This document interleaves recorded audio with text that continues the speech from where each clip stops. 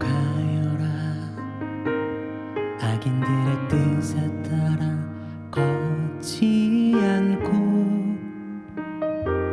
죄인들의 길에 들지 않으며 오만한 자들의 자리에 앉지 않는 사람, 주님의 가르침을 좋아하는 사람. 행복하여라. 악인들의 뜻에 따라 걷지 않고 죄인들의 길에 들지 않으며 주님의 가르침을 밤낮으로 되새기며 살아가는 사람, 그는 시냇가에 심겨 제때에 풍성한 열매를 내며 잎이 시들지 않는 나무와 같아서 하는 일마다 잘 되리라.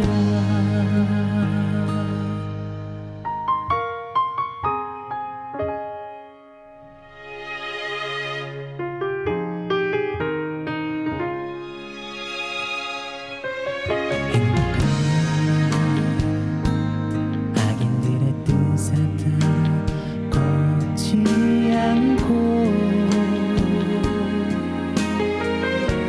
죄인들의 길에 들지 않으며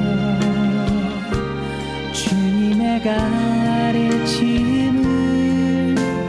밤낮으로 되새기며 살아가는 사람, 그는 시냇가에 심겨 제때에 풍성한 열매를 내며 잎이 시들지 않은 나무와 같아서 하는 일마다 잘 되리라. 악인들은 그렇지 않으니 바람에 떨어지는 겨와 같아라. 죄인들은 인들이 모인 자리에 감히 서지 못하리라. 그는 시냇가에 심겨 제때에 풍성한 열매를 내며 잎이 시들지 않은 나무와 같아서 하는 일마다 잘 되리라. 잎이 시들지 않은 나무와 같아서 하는 일마다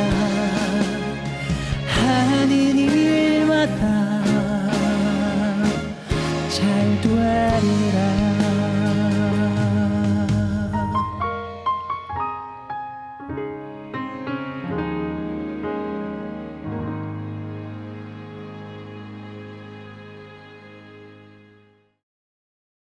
안녕하세요. 생명수호에 대한 하느님의 가르침 토크 콘서트 for you 서울대교구 생명위원회 사무국장 박정우 후고신부입니다. 안녕하세요. 생활성가 가수 최준익 막시모입니다. 네, 홀로 사시는 어르신이나 고령층의 전유물로 여겨졌던 고독사가 최근 청년층에서 급증하고 있습니다. 고독사한 청년들의 컴퓨터엔 자소서 파일만 가득하고 우편하면 독촉장만 빼곡합니다. 죽을 힘을 다해 살아보지 않고 손쉬운 죽음을 선택했다면서 협찬 소리를 하지만 우리가 해야 할 일은 그런 타박이나 질책이 아닌 지금 살아있는 그들의 손을 잡아주는 일일 겁니다. 토크 콘서트 for you, 지난 시간에 이어 오늘날 청년들이 삶과 용기를 주는 우리 사회와 교회의 역할에 대해 이야기 나눠보겠습니다.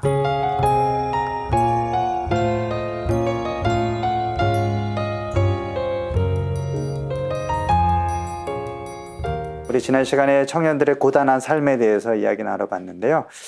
또 요즘 아까도 얘기했지만 청년 고독사, 지난 시간에도 여러 가지 그런 청년 자살률이 또 높아지는 그 시기가 있었고, 경제적인 어려움 등 여러 가지 이야기를 나눴는데, 교수님께서는 이제 그런 트라우마나 자살과 관련된 연구를 많이 하셨으니까 좀 청년 고독사, 왜 그들이 꼭 그런 극단적인 선택을 해야만 했을까? 좀 구체적인 사례를 좀 이렇게 보시면서 어떤 뭐 특정한 그런 좀 많이 나오는 사례들, 그런 패턴이 있는지요?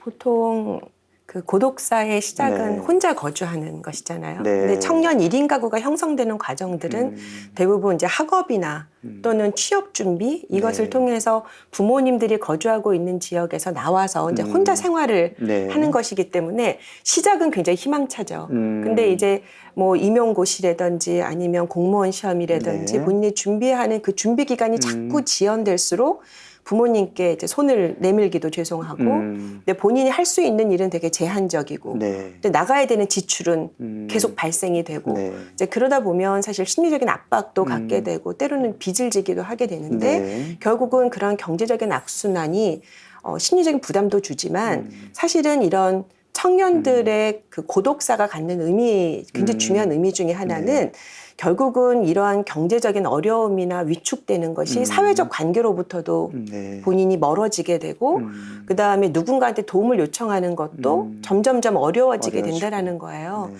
그러니까 결국은 본인이 해결할 수도 없고 도움을 요청할 수도 없고 빚이나 경제적 부담은 커지기 때문에 자살을 시도하게 되는 경우들이 아주 일반적인 패턴이라고 좀 볼 수 있습니다. 네. 부모님들은 그런 상황에서 알았으면 내가 좀 도와줬을 텐데 그렇겠죠. 또 그렇게 하실 것 네네. 같은데 그러면 이제 부모님들하고도 좀 이렇게 좀 연결이 좀 잘 안 되는 그런 상황이었을 것 같아요. 그렇죠? 그러니까 대부분의 청년들이 부모님에게 이렇게 본인이 경제적으로 도움을 요청해도 네. 좋다라고 하는 해도 된다라고 하는 생각들을 많이 하지 않는 것 같아요. 네. 그러니까 특히 이제 차라리 부모님이 경제적으로 아주 여유가 있으면 이제 괜찮겠지만 대부분의 이제 청년들의 부모 세대가 5, 60대이기 때문에 네. 그 위로 8, 90대도 부모를 또 부양해야 그렇죠. 되고 또 경제적으로는 이제 거의 퇴직을 앞두고 있는 네. 세대이다 보니까 가능하면 부모 세대에게 도움을 요청하기보다는 본인이 자립하려고 스스로 이제 발버둥을 치는 이런 일들이 굉장히 네. 많은 것 같아요. 가족과의 관계가 좋은 경우에도 그런데 또 혹시나 또 가족과 관계가 그렇죠. 좀 소원한 경우에는 더 손을 내밀기도 어렵겠죠. 네네.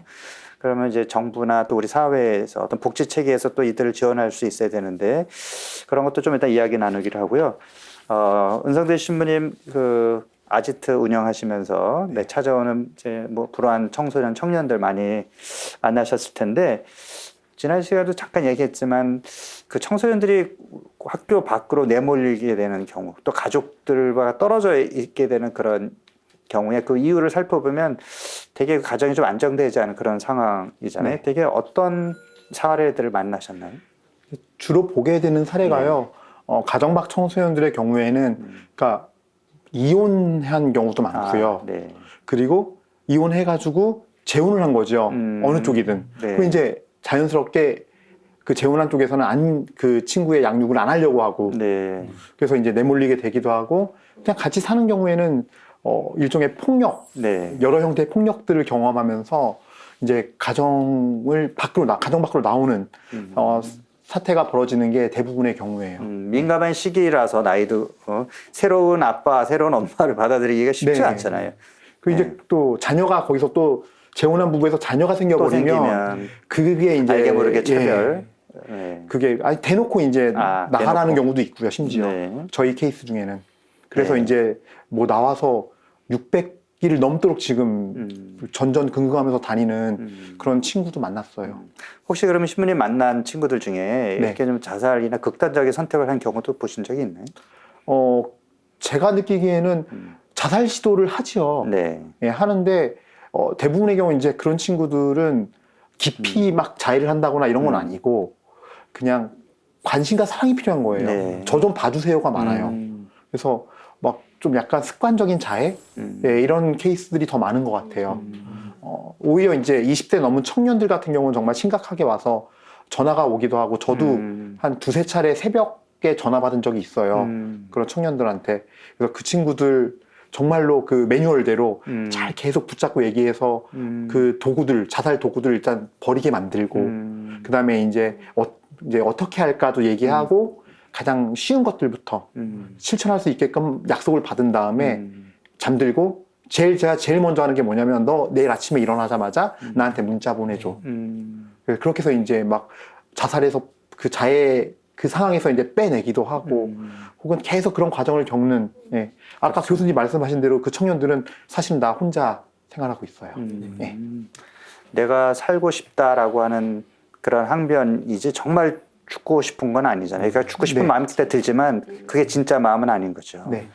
혹시 우리 준익 씨는 어때요? 주변에 그런 경험이 있어요? 저는 이렇게 극단적인 것보다는 제가 혼자 있으면서 그 좀 절망감과 좌절감에 인해서 이런 자살 시도는 아니지만 되게 우울증이 온 적이 있었거든요. 네.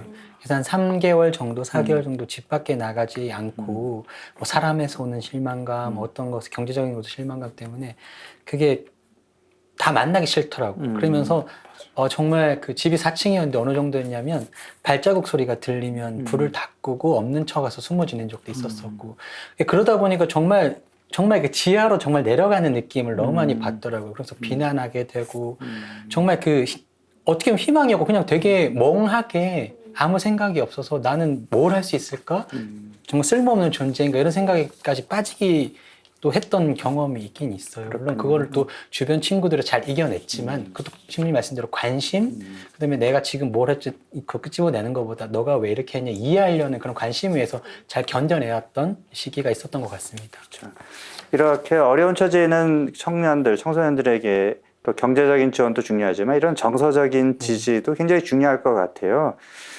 지금 우리 사회가 너무 이제 경쟁 위주의 사회고 또 주변에 좋은 환경에서 좋은 부모님 경제적으로 안정된 그런 부모님 지원을 받아서 이렇게 뭐 좋은 대학 가고 빨리 취업한 청년들을 보면 상대적으로 내가 굉장히 못나 보이고 어떤 상대적인 박탈감 그리고 이제 비교 열등감 그런 걸로 더 이렇게 의욕이 떨어지는 경우도 있을 것 같은데 이런 청년들에게 정서적인 지지를 우리가 어떻게 보내면 좋을까? 사실 그건 누구나 경험하는 거잖아요. 특히나 뭐 대학을 졸업했는데 누구는 금방 어디 취업을 했는데 몇 년째 취업을 못하는 경우에 사실은 그 사람이 부족해서가 아닌데 우리 여러 가지 사회적인 그런 또 이유 구조적인 문제 때문에 또 그런 경우가 있는데 개인이 부족해서 그렇다 이런 생각을 할 수도 있잖아요. 어떤 식으로 우리가 정서적인 지지를 해주면 좋을까요? 저희 이제 활동하면서 저는 그 버스 나갔을 때 우리 경력이 있는 선생님들, 네. 소위 말하는 저희 직원들 네. 이렇게 하는 거 보면서 배우는 게 많은데요. 정말로 가장 먼저 하는 게 너가 뭘 원하니에 접근을 정말 잘해요. 그래서 막 웃기고 막 재밌게 놀다가 걔가 뭘 얘기해서 했을 때 그걸 놓치지 않고 기억했다가 뭘 원하는지에 대해서 좀 더 자세히 한 걸 자세히 해가지고 그 니즈를 파악한 다음에 막 이 친구를 위해서 정말 알아봐 줄 수 있는 걸 다 알아봐주고 해줄 수 있는 걸 다 해주더라고요. 예. 그리고 나서 이 친구가 마음의 여유가 생겼을 때 그 다음에 이제 대화를 하면서 그 친구들이 마음의 여유가 생겼기 때문에 내일도 보게 되고 꿈도 보게 되고 그럼 말을 하기 시작하는 거예요. 꿈을. 그럼 또 중요한 가장 이 니즈의 가장 중요한 꿈을 얘기한 거잖아요. 그걸 어떻게 할 수 있을지 그 다음부터 이제 어른으로서 얘기를 해주는 모습들을 많이 봤거든요. 그 전까지 정말로 와 내 직원이지만 우리 직원이지만 뭐 새벽에 일어나서 막 나가고 막 그래요. 저한테 전화가 와요, 새벽에도.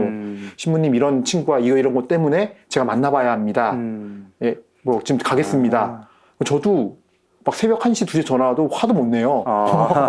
당장 막 잠들었는데 일어나 받으면서 그렇게 해, 그래. 뭐 어떻게 했는지 알려줘. 하면 또 한 새벽 4시쯤에 전화가 오죠. 네. 뭐 이렇게 조치했습니다. 고생 많이 했다. 대유 문제는 나중에 얘기하고 와서 얘기하고 그래 잘 들어가 쉬어라 네. 이렇게 얘기하고 이제 나중에 또 더 얘기 나누고 근데 그런 과정들을 보면은 정말 끝까지 들어주고 그 니즈를 완전히 파악을 해서 그 친구가 이해할 수 있게 설명해주고 네. 그 다음에 이제 뭐 잔소리할 건 그 뒤에 마음의 여유가 생겼을 때 이 잔소리하면 친구들이 마음이 열려가지고 눈물을 뚝뚝 흘리면서 죄송합니다 막 이러기도 하고 다음부터 안 그러겠습니다 하기도 하고 그러니까 그 정서지원이라는 게 일단 1번은 니즈 파악을 정확히 하는 것 네. 같아요.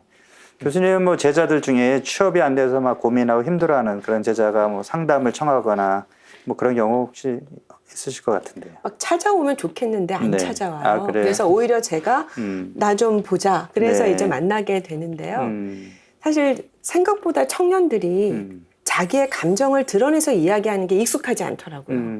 저희는 훨씬 더 개방적인 사고도 하고 그러니까 네. 감정도 훨씬 더 잘 자연스럽게 얘기할 그렇죠. 거라고 생각하는데 먼저 오픈해서 말을 하지 않고 또 어떻게 자신의 감정을 이야기해야 될지에 대해 잘 몰라요. 네. 그래서 저 같은 경우는 저희 제자들 같은 경우 이제 한 1, 2년 지나면 이제 거의 파악이 되니까 보자. 그래서 네. 같이 밥을 먹으면서 이야기를 하다 보면 사실은 굳이 이야기를 하지 않아도 아이들이 알아요.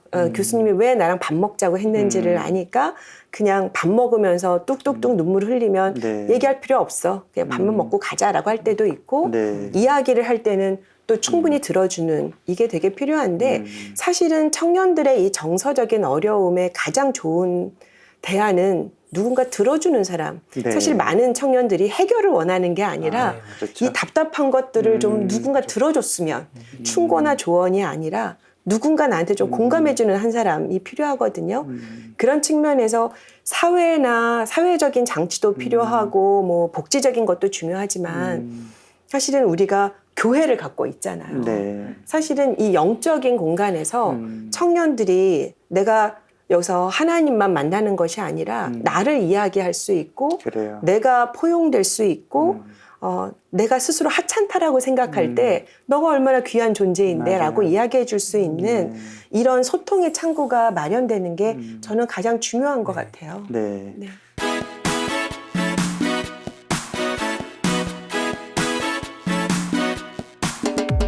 자, 그러면 사실 우리 노인이라든지 아동이라든지 우리 그 토크 콘서트 4U에서 아동학대, 노인학대를 다뤘는데 그런 계층은 어떤 사회 안전망이 필요하다, 복지의 대상이다 이런 생각을 하잖아요.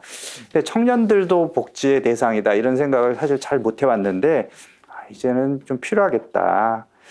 자, 그러면 교수님, 청년들을 위한 복지 내지는 어떤 사회 안전망 이런 제도가 좀 필요할 텐데 어떻게 되어 있는지 현실은 그리고 또 어떤 것이 더 필요할지 말씀 좀 부탁드릴게요. 사실 우리나라의 그 청년 복지를 위한 단일 제도는 없습니다. 네. 그러니까 예를 들어 노인복지법 이런 네. 것처럼 단일 제도는 없지만 근래에 이제 청년들의 빈곤이라든지 자살이라든지 이런 문제들이 이제 사회 문제화되면서 최근에 한 6, 7년 동안, 5, 6년 동안 굉장히 다양한 청년 지원 정책들이 나왔어요. 네. 그리고 이제 아시는 분은 아시겠지만 작년에 국무총리실, 그러니까 국무총리가 위원장으로 있는 그 청년정책 조정위원회라는 게 또 구성이 돼서 네.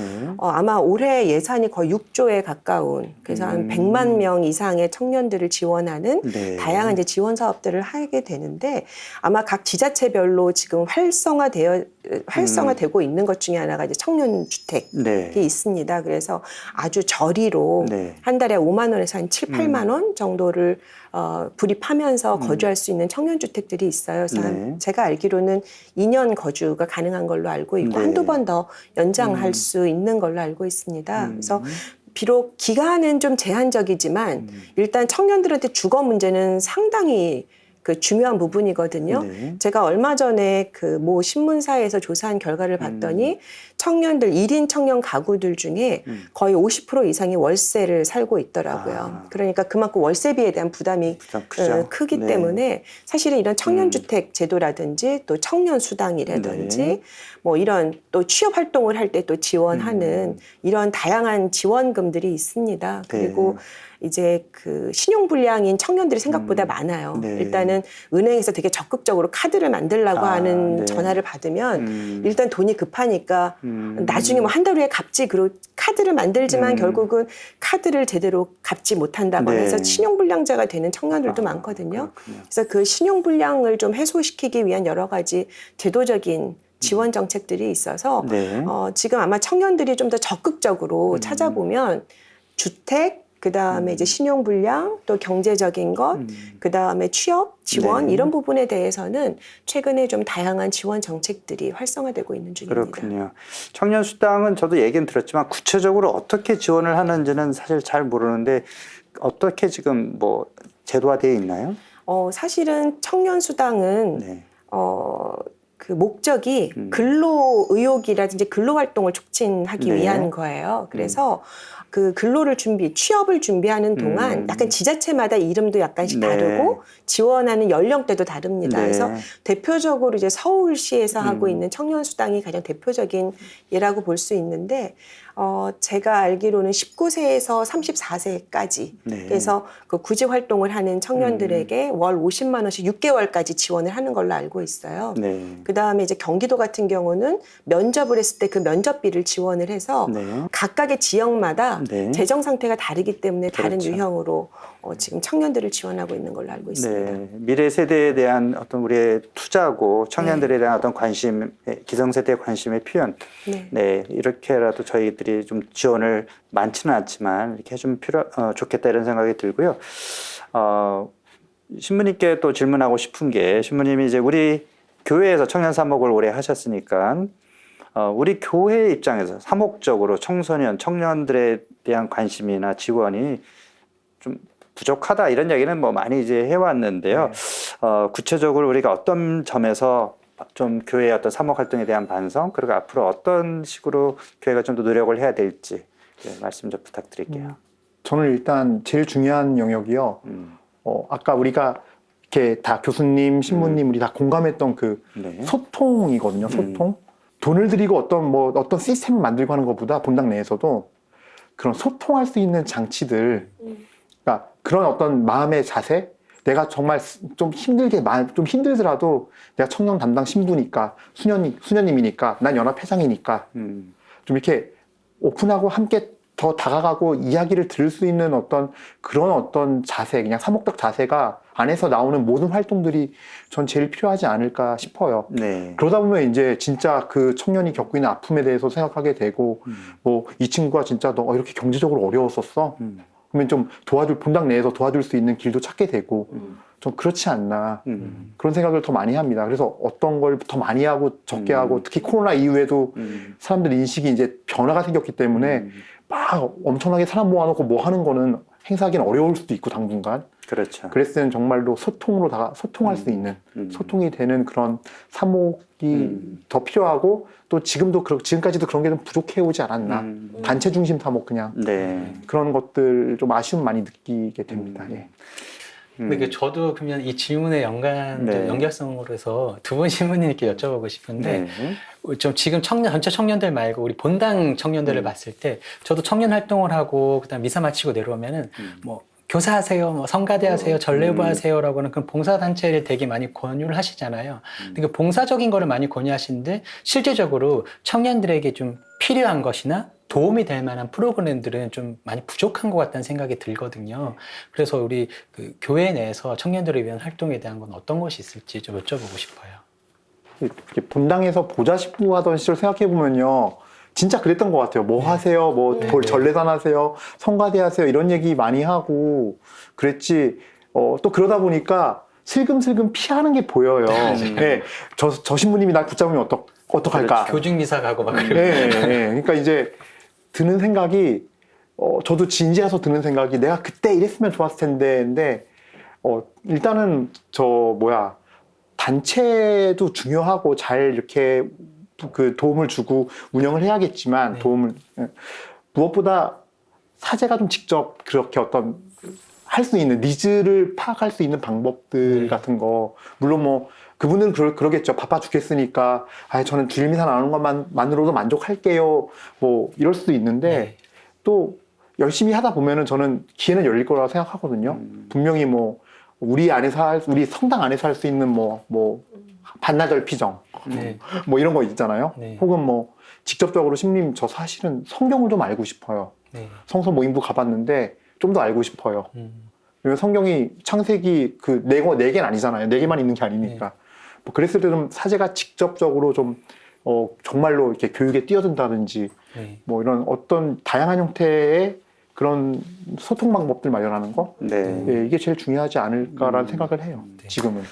저도 본당 신부를 한 번도 안 해봤고 마지막으로 부주임한 게 15년 전이라 본당 상황이 어떤지 모르는데 어떤 본당에 가든지 그 본당 상황에 이제 맞는 사목을 해야 될 것 같고 그 본당에 있는 청년들이 어떤 상태에 있는지 좀 많이 만나보고 얘기를 듣고 최대한 청년들이 본당 시설을 자신들이 좀 자기 집처럼 이용하면 좋겠다. 그리고 모일 공간을 얼마든지 제공해 줄 수 있고 또 필요하면 제가 같이 참여도 할 수 있고 그래서 정말 1인 가구가 지금 많아졌는데 그 안에서 공동체, 가족과 같은 정을 느낄 수 있는 그런 곳이 되면 좋겠고 정말 어려운 청년들은 또 본당에서 또 사회의 사목이 가능하기 때문에 청년들한테 어떤 그런 복지적인 지원도 충분히 해줄 수 있을 것 같습니다. 혹시 제가 안을 좀 드려도 되는지 생각을 네네. 좀 말씀드리자면 사실은 성당 안에는 굉장히 많은 자원들이 있어요. 그래서 청년들만 딱 띄어서 보지 말고 그 성당 안에 교회 안에 있는 의료인이면은 의료를 공부하고 있는 의학 학생들과 네. 멘토를 만들고 네. 그러니까 미리 직업을 경험할 수도 있고 네. 그런 사회적인 네트워크를 우리 안에서 만들면 사실은 청년들 입장에서는 아직 사회에 나가기 전에 그 길을 걷고 있는 같은 신앙 안에서의 멘토들도 만날 수 있고 그렇죠. 그 진로들을 볼 수 있기 때문에 사실은 영적인 것과 사회적인 이 소속을 같이 가져갈 수 있다고 저는 생각이 돼요. 그러니까 이제 그런 활동들이 사실 세대 통합도 될 수 있고 청년들을 또 교회 안에서 통합할 수도 있고 그게 또 니즈일 수도 있을 것 같아요. 그래서 좀 더 적극적인 대안들이 필요하지 않을까 생각이 됩니다. 좀 비슷한 게 서울교구의 모 본당에서 제가 기억은 잘 안 나는데 청년들을 데리고 이제 안나의 집 가서 봉사를 하신 거예요. 그 네네. 본당 신부님이 청년과 함께. 근데 이제 그런 것이 좀 더 본당 내에서 활성화가 돼서 본당 내 굳이 안나의 집 가서 봉사하는 것도 훌륭한 일이지만 또 본당 내에서 그런 봉사를 그렇죠. 해서 연결이 된다면 그것도 되게 좋은 방향이라는 생각이 들어요. 네. 그럼 이제 저는 이제 거꾸로 준익 씨한테 물어보고 싶은 게 그럼 청년으로서 네. 이것만은 꼭 해주면 좋겠다. 나에게는 이것이 절실하다. 이런 걸 저희한테 요구하고 싶은 게 뭐가 있어요? 일단은 저희 같은 경우는 정말 그게 가장 중요한 건 저는 소통인 것 같아요. 그래서 정말 청년들도 정말 청년회랑 정말 저희가 보좌 신부님 부르는 단어가 맞지 않다는 건 알겠지만 저희 청년 담당 신부님하고 그럴 때가 많거든요. 우리가 이거 원하는데 소통이 안 돼서 되게 많이 그 거리가 많이 멀어질 때가 되게 많거든요. 그러다 보니까 뭐 되게 거부하고 나갈 때도 많고 그래서 조금 저희도 많이 노력을 할 테니까 신부님들도 좀 저희 입장에서 같은 시선으로 맞췄으면 좋겠고 어떻게 신부님 저 그거는 근본적인 건 알거든요. 정말 우리들이 잘 되길 하느님 가까이 가기를 원하는 것 그게 이끄시는 방법도 알고 그다음에 저희도 그거 원하는 방법이 있으니까 조금만 저희 눈으로 맞춰서 같이 소통해 주신다면 저희들이 좀 좋지 않을까라는 생각이 듭니다. 네. 자, 우리 이 시간을 마무리하면서 이제 신부님 청소년에서 청년기로 넘어가는 시기에 또 여러 가지 정서적으로 경제적으로 우리 교회가 가교 역할만 잘 해주더라도 이 청년들이 마음껏 꿈을 펼칠 수 있는 그런 삶을 살 수 있을 것 같다 이런 생각이 들었는데 앞으로 신부님의 계획이나 또 어떤 희망사항 이런 것들을 좀 말씀해 주시면 좋겠어요. 지금은 현재는 제가 비록 어떤 본당 사제로서 이렇게 있는 것은 아니고 특사목에 있지만 그 특사목 영역 안에서 이렇게 느끼게 되는 것 중에 하나가 이 청소년이 이렇게 쓰러져 있고 방황하고 넘어져 있을 때 좀 시간이 얼마나 걸릴지 모르지만 말없이 좀 이렇게 버팀목이 돼주고 이렇게 기댈 수 있는 어떤 비빌 언덕이 돼준다면 그 어른 한 명 때문에 정말로 엇나가진 않는 걸 몇 번 봤어요. 네. 저희 오는 친구들 중에 몇 번이라기보다는 좀 거의 대부분이 그렇더라고요. 그래서 조금씩 돌아오는 모습을 보이기도 하고 좀 속도가 빠르게 진전을 보이는 친구도 있거든요. 그래서 저는 저의 계획이라고 한다면은 그런 역할을 좀 이 사회에서 특수사목하는 동안 또 본당 갔을 때는 그 본당의 상황에 맞게 그렇게 한번 이렇게 노력하는 사목적으로 노력하는 그런 사제가 되고 싶습니다. 예. 네. 그게 제 계획입니다. 네. 우리 교수님은 또 우리 기성세대로서 청년들을 위해서 우리 사회가 어떻게 나아가야 될지 정리의 말씀 부탁드릴게요. 지금 청년들이 살아온 청년이 되기까지의 삶은 계속 1등, 좋은 대학. 네. 그래서 항상 몇 사람만이 차지할 수밖에 없는 그 좁은 자리를 찾으려고 계속 경쟁할 수밖에 없었던 것 같아요. 네. 그 과정에서 자기가 얼마나 소중하고 가치 있는 사람인지 이런 부분들을 사실 지지받거나 인정받은 경험들이 많지 않습니다. 네. 생각보다. 그래서 우리 기성세대들이 해야 될 역할 중에는 사실은 청년들이 어떤 자리에 있던 어떤 직업을 갖던 내지는 어떤 상황에 있던 그것을 배려하는 마음으로 기다려주고 품어주는 것이 굉장히 중요할 거라는 생각이 들고요. 오늘 사실은 이야기를 할 때 우리가 머릿속에 그렸던 청년은 건강하고 고등학교나 대학을 나온 이런 청년들만 사실은 생각하면서 얘기했을지도 모르겠어요. 그러나 청년 안에는 장애인 청년도 있고 네. 성소수자 청년들도 있고 그 다음에 다문화 청년들도 이제는 나왔습니다. 네. 다문화 아이들이 이제 군대도 가요. 네. 그렇게 됐고 농촌의 청년들도 있고요. 그래서 사실 우리 사회가 관심을 둬야 되는 다양한 청년들에 대해서 조금 더 눈을 열고 손을 내밀었으면 좋겠다라는 저의 다짐이기도 네. 하고 또 같은 기성세대에게 또 권유를 하고 싶습니다. 그렇군요. 네, 오늘 시간 어떠셨습니까? 인생에 있어 가장 찬란할 시기에 미래의 꿈 대신 가난으로 인해 또 포기와 체념을 먼저 배우는 청년들을 위해서 귀 기울이는 시간이 되셨길 바랍니다. 젊음이 부럽다, 젊음이 무기다, 젊어서 고생은 사서라도 한다. 요즘 애들은 나약해, 이런 핀잔 대신에 우리의 미래인 청년들을 앞으로 더 지지해 주시길 바랍니다. 네, 오늘 함께 해주신 두 분 감사드립니다. 네, 저희는 새로운 생명 이야기로 다음 이 시간에 다시 찾아뵙겠습니다. 고맙습니다. 수고하셨습니다.